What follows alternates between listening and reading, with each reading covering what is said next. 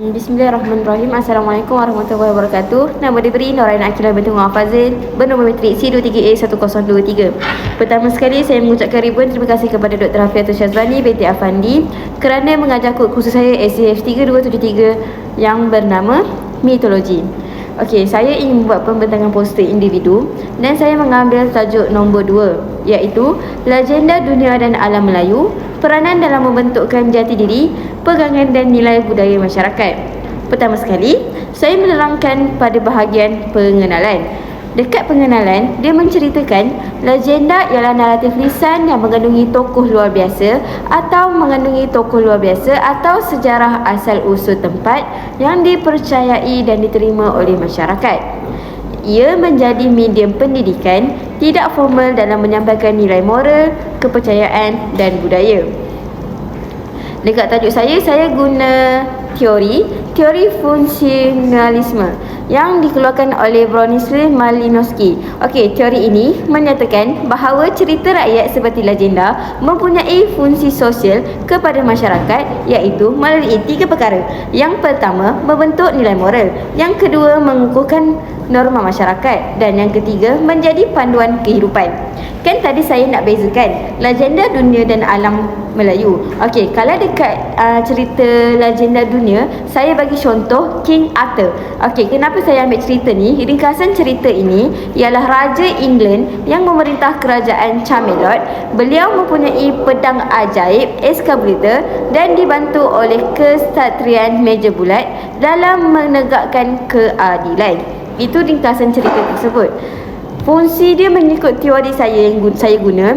Yang pertama, ia menjadi model kepimpinan yang ideal.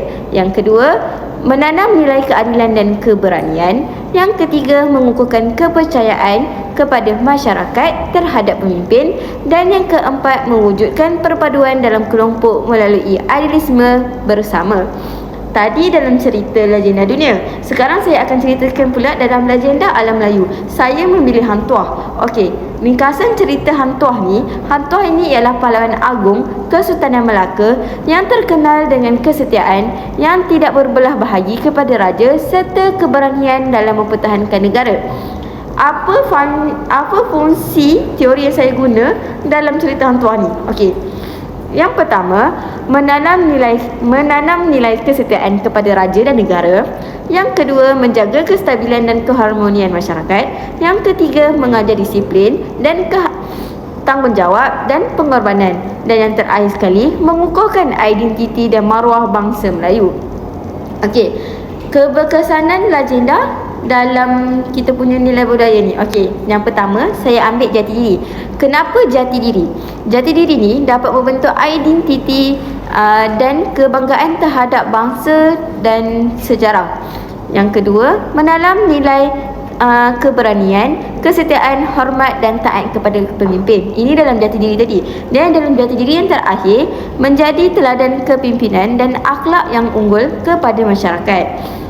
Keberkesanan legenda yang kedua ialah pegangan hidup. Dalam pegangan hidup menjadi panduan untuk membezakan baik atau buruk. Sebab ada dalam kehidupan kita, ada yang tak tahu bezakan yang baik ataupun yang buruk.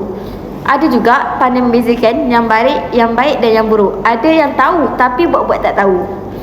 Okey, seterusnya dalam pegangan hidup, dia mengajar akibat perbuatan seseorang dalam kehidupan. Dan yang terakhir sekali, membentuk akhlak, integriti dan nilai moral yang kukuh.